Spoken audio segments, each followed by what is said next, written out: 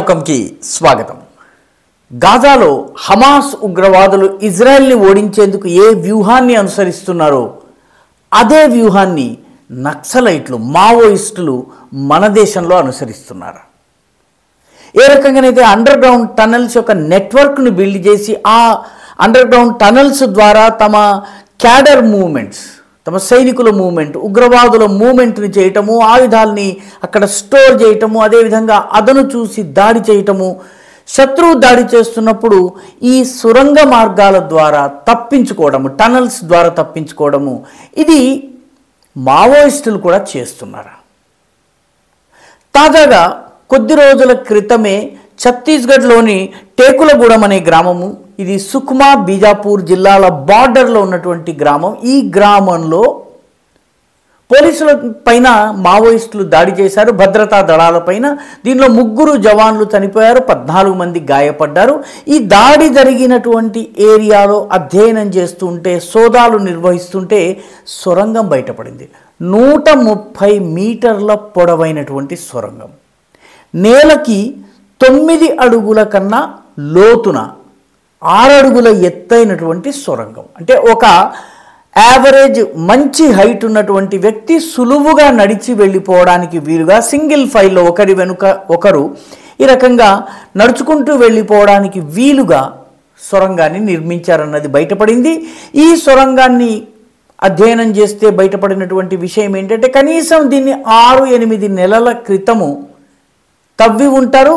ఆ తవ్విన తరువాత ఆ గోడల అంచులు ఏవైతున్నాయో వాటికి ప్లాస్టరింగ్ చేసినట్టుగా, గట్టిపడేందుకు దానికి కావలసినటువంటి మెటీరియల్ని వాడి మరీ చేసినట్టుగా అర్థమవుతోంది.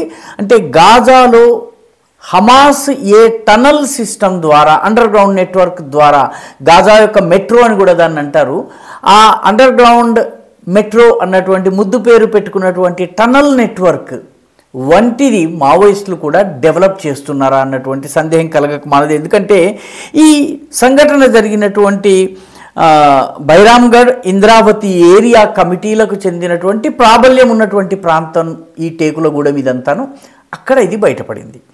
అయితే నక్సలైట్లు గాజాలో హమాస్ వాడినటువంటి టనల్ సిస్టమ్ని వాడుతున్నారా? ఎందుకంటే ఇవి బంకర్స్ గాను, టెంపరీ షెల్టర్స్ గాను ఉపయోగించుకోవచ్చును. వాస్తవానికి 2008లోనే మావోయిస్టులకు సంబంధించినటువంటి ఒక 332 పేజీల మాన్యువల్ దొరికింది. హిందీ భాషలో ఉంది. బునియాదీ సైనిక్ పాఠ్యక్రమం, అంటే ప్రైమరీ మిలిటరీ మాన్యువల్. ఈ ప్రైమరీ మిలిటరీ మాన్యువల్ ఏదైతే 332 పేజీల మాన్యువల్ని అది పోలీసుల చేజిక్కింది. అందులో టనల్స్ నిర్మాణము, టనల్ నెట్వర్క్ని ఏ రకంగా బిల్డ్ చేయాలి, ఈ టనల్స్ ద్వారా ఏ రకంగా ఉగ్రవాద కార్యకలాపాలు నిర్వహించాలి, ఇవన్నిటిని కూడా అందులో చాలా సువిస్తృతంగా చర్చించినట్టుగా భావించారు. కాబట్టి మన భద్రతా దళాలు కూడా మావోయిస్టులు ఎక్కడో ఒకక్కడ ఈ రకమైనటువంటి టనల్ నెట్వర్క్ డెవలప్ చేస్తున్నారని అనుమానిస్తూ వచ్చారు.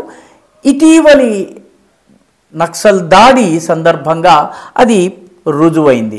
నిజానికి 2023 ఏప్రిల్ 28వ తారీఖున కూడా గడ్చిరౌలి, మహారాష్ట్రలో ఏదైతే నక్సల్ ప్రభావిత ప్రాంతం ఉందో అక్కడ కూడాను ఒక టనల్ బయటపడింది. ఇవన్నీ కూడాను 8-9 అడుగుల లోతున ఎందుకున్నాయంటే, నిజానికి అండర్ గ్రౌండ్ టనల్స్ కానీ ఏమైనా ఉన్నట్లయితే వాటిని గుర్తించేందుకు పోలీస్ దగ్గర ఎక్విప్మెంట్ ఉంది. ఆ ఎక్విప్మెంట్ 6 ఫీట్ వరకు పనిచేస్తుంది. కాబట్టి ఇవి 9 అడుగులకు దిగువన ఉన్నాయి అని చెప్పి రక్షణ రంగ నిపుణులు భావిస్తున్నారు. మొత్తం మీద ఇది చూసినట్లయితే గాజాలో ఏదైతే ఇజ్రాయెల్ని నిలువరించేందుకు బలమైనటువంటి పరికరాలు, సాధనాలు, సైన్యము బలంగా ఉన్నటువంటి ఇజ్రాయెల్ని ఓడించేందుకు, దెబ్బతీసేందుకు, నిలువరించేందుకు గాజాలో హమాస్ అనుసరిస్తున్నటువంటి వ్యూహము, దానినే మన నక్సల్ ప్రాంతాల్లో కూడాను మావోయిస్టు ప్రభావిత ప్రాంతమైనటువంటి జార్ఖండ్ కావచ్చు, ఛత్తీస్గఢ్ కావచ్చు, పార్ట్స్ ఆఫ్ మధ్యప్రదేశ్ కావచ్చును, వీటిలో ఉపయోగిస్తున్నట్టుగా ఇప్పుడు రుజువులు లభించాయి. నిజానికి ఇది గాజా కన్నా ముందు వియత్నాంలో అమెరికన్ సైన్యాలతో పోరాడేందుకు కమ్యూనిస్టు యోధులు దీన్ని అనుసరించారు, చాలా సక్సెస్ఫుల్గా అనుసరించారు. సైనిక శిబిరాల అడుగున కూడాను సొరంగాలు ఉన్నాయి.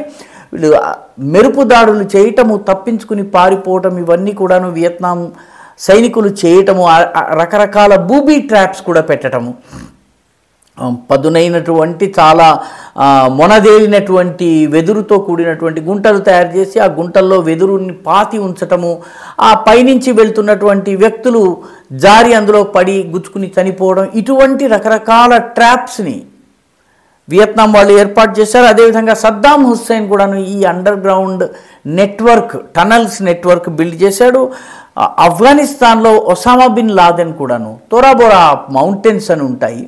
ఈ తోరాబోరా మౌంటైన్స్లో దాదాపు ఒక 40 కిలోమీటర్స్ రేంజ్లో టనల్ నెట్వర్క్ని, సహజంగా ఉన్నటువంటి టనల్స్ ఉన్నాయి, వాటికి ఒసామా బిన్ లాదెన్ కూడా నిర్మాణం చేసుకున్నాడు. అదనంగా ఒసామా బిన్ లాదెన్ని ఆల్మోస్ట్ పట్టుకోవాలని అమెరికన్స్ బాగా దగ్గరకు వచ్చిన తర్వాత ఈ టన్నల్ నెట్వర్క్ను ఉపయోగించుకుని ఆయన తప్పించుకున్నాడు ఒకానొక సందర్భంలో. కాబట్టి ఈ టనల్ వార్ఫేర్ రానున్న రోజుల్లో మావోయిస్టు ప్రభావిత ప్రాంతంలో కనిపించబోతోంది. దీనికి తగినటువంటి ఏర్పాట్లు చేయవలసిన అవసరం ఉంది. దీనిని ఉపేక్షించినట్టయితే గాజా వంటి పరిస్థితి వచ్చేటటువంటి, లేదా వియత్నాం వంటి పరిస్థితి వచ్చే అవకాశం ఉంది. కాబట్టి భారతదేశానికి, మన దేశానికి చెందినటువంటి భద్రతా దళాలు దీనికి విరుగుడు చేయవలసినటువంటి అవసరం ఉంది. అదేవిధంగా సరైనటువంటి అధ్యయనం ద్వారా ఈ టన్నల్ నెట్వర్క్ విస్తృతం కాకుండానే అరికట్టవలసినటువంటి అవసరం ఉంది. లేకపోతే మావోయిస్టులు మన భద్రతా దళాలను, వాళ్ళ ప్రాణాలను హరించేటటువంటి ప్రమాదం ఉంది. ఈ దేశంలో శాంతి భద్రతల్ని భగ్నం చేసేటటువంటి ప్రమాదం కూడా ఉంది. ఈ వీడియో మీకు నచ్చినట్టయితే లైక్ చేయండి, షేర్ చేయండి, ఈ ఛానల్కు సబ్స్క్రైబ్ చేయండి. మీ అభిప్రాయాన్ని కమెంట్ల రూపంలో తప్పనిసరిగా పంపించండి.